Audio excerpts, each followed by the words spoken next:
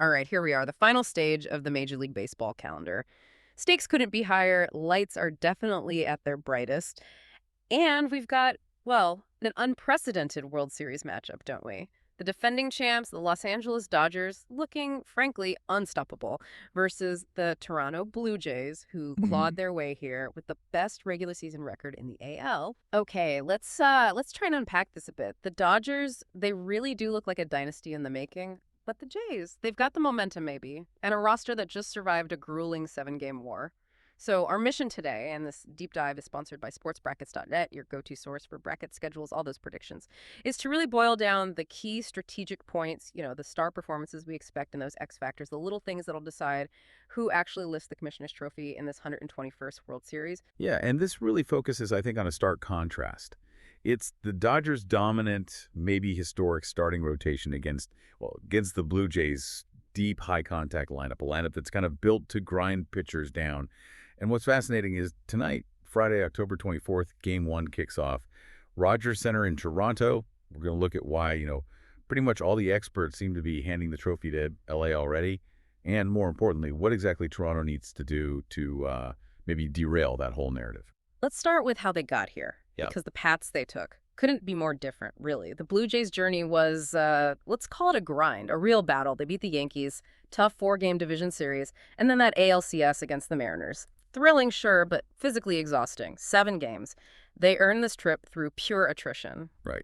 And then on the flip side, you have the Dodgers, just Hmm. surgical since October started. They've won 9 out of 10 playoff games, swept the NLCS, barely broke a sweat, it feels like, and they're trying to be the first back-to-back champs in, 25 years.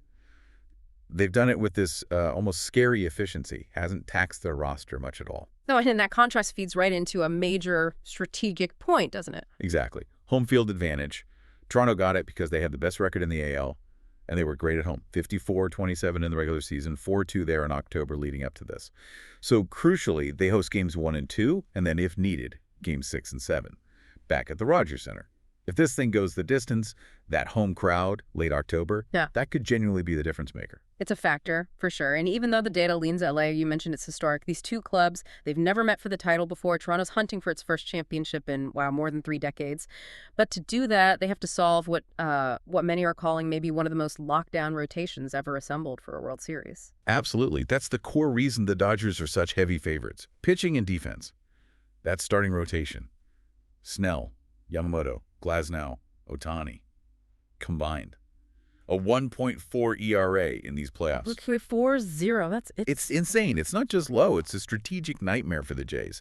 Statistically, it suggests Toronto's going to have a really hard time getting these guys out before, say, the 6th or 7th inning, which kind of blows up any game plan about getting into the other team's bullpen early, doesn't it? Which makes the Game 1 matchup feel like the whole series in miniature, right? Dodgers start lefty Blake Snell. He's 3-0, that tiny .86 ERA this postseason. People are calling it an all-time great run. He's just locked in. And the Blue Jays counter with a rookie, Trey Savage, making just his 7th big league start ever. That's a massive gap. Experience performance right out of the gate. It is. But this leads us to the potential crack in the Dodgers' armor. The bullpen, while those starters are lights out, historic even, LA's relievers, Okay. well, statistically, they were actively costing the team wins during the regular season. That's the soft underbelly. Yeah. Okay, so that's the weakness Toronto has to target. Because you're right, the bullpen issues don't matter much. If Snell goes 7, Yamamoto goes 7. But Toronto's lineup, it feels uniquely built to attack this specific flaw. Lowest strikeout rate in baseball. Their whole offensive approach is high contact, foul off pitches, extend at bats, wear those starters down. The mission is pretty clear, right? Force Snell, Yamamoto, whoever, out in the 5th, maybe 6th inning. Then the game changes completely. That's the blueprint for a Toronto upset, basically. Force the game into LA's bullpen. Now, we should mention Roki Sasaki has stepped up for them. He looks like a viable, high-leverage guy, which helps, but they are missing their top lefty, Alex Vizia. Personal matter. Against this balanced Toronto lineup, that lack of left-handed depth could really hurt in those middle innings. Okay, let's pivot a bit from the mechanics to the star power, the big names. If you look at the pre-series World Series MVP voting, it's all focused on the two heavy hitters, isn't it? Shohei Ohtani got almost half the votes. Vladimir Guerrero Jr. was next. Yeah, let's look at Ohtani first, because the analysis of him is not just the stats, it's the moments. He's fresh off that NLCS MVP. mostly because of that unbelievable Game 4. Pitched 6 innings, 10 strikeouts, and hit 3 home runs In the same game. in the same game. And what the sources really emphasize isn't just the volume, it's that people are calling it maybe the greatest single-game postseason performance ever, right when the series was on the line. So he carries this expectation of, like, dual dominance into Game 1. It's incredible pressure, but he seems to thrive on it. And then for the Jays, you've got Vladdy Jr. I mean, is he the hottest hitter on the planet right now? Arguably. He's having one of the great individual postseasons himself. Leads the Jays, what, .442 average, 6 homers, 12 RBIs? Yeah, the numbers are staggering. But what makes it even more impactful, and the sources really stress this, is when he's hitting. Over .500 with runners in scoring position. That high-leverage performance, it completely changes how the Dodgers have to approach him. Experts are saying expect them to deliberately pitch around him in big spots. Which connects directly, perfectly, to maybe the biggest roster move for Toronto heading into this series. Bo Bichette is back.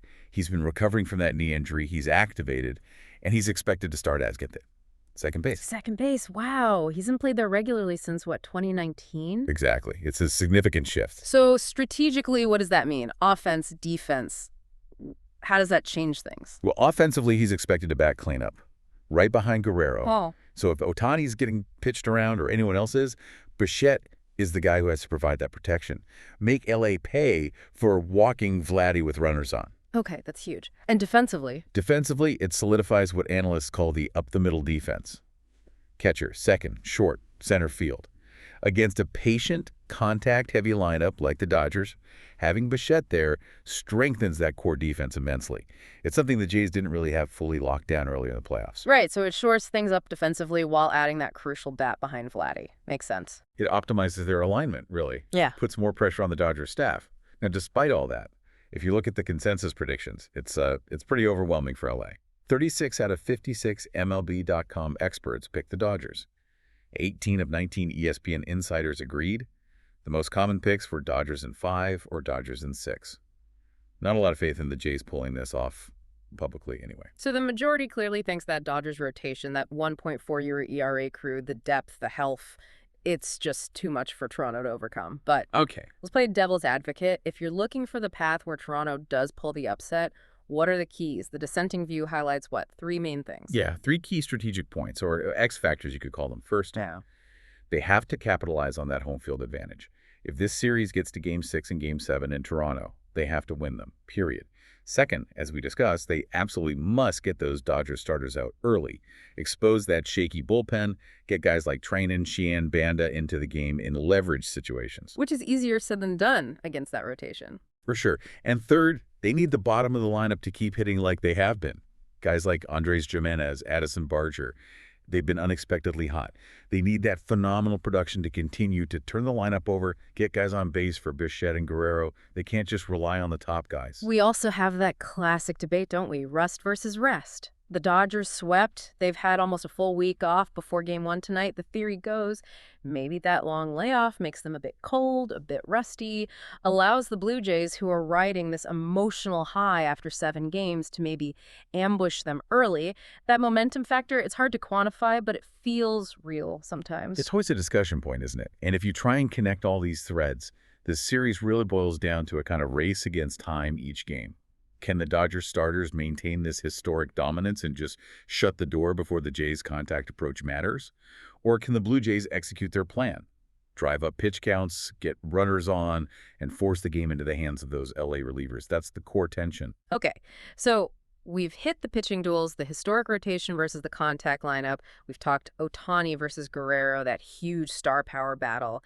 And the unexpected but maybe critical importance of Bo Bichette moving to second base, shoring up the defense and protecting Vladdy. The data, the predictions, they strongly favor the Dodgers. Hard to argue with that rotation.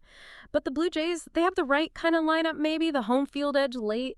They could potentially force this series deep. Yeah, the final critical thought for you, the listener, is this. This World Series feels less about who the overall better team is on paper and more about which team executes its one core strategic advantage better. Can the Jays force high pitch counts and expose the bullpen? Or will the Dodgers starters just dominate and make that bullpen weakness irrelevant? That's the fundamental question each night. And here's one last little nugget for you to mull over as you settle in for Game 1 tonight. History. It shows that teams coming off an LCS sweep, when their World Series opponent went the full 7 games. Well, those teams are 0-4 in the World Series since the LCS went best of 7. The Dodgers swept. The Blue Jays went 7. Does that weird historical trend, probably rooted in that rest versus rest thing, actually hold true again in 2025? Something to think about. Go explore that one on your own.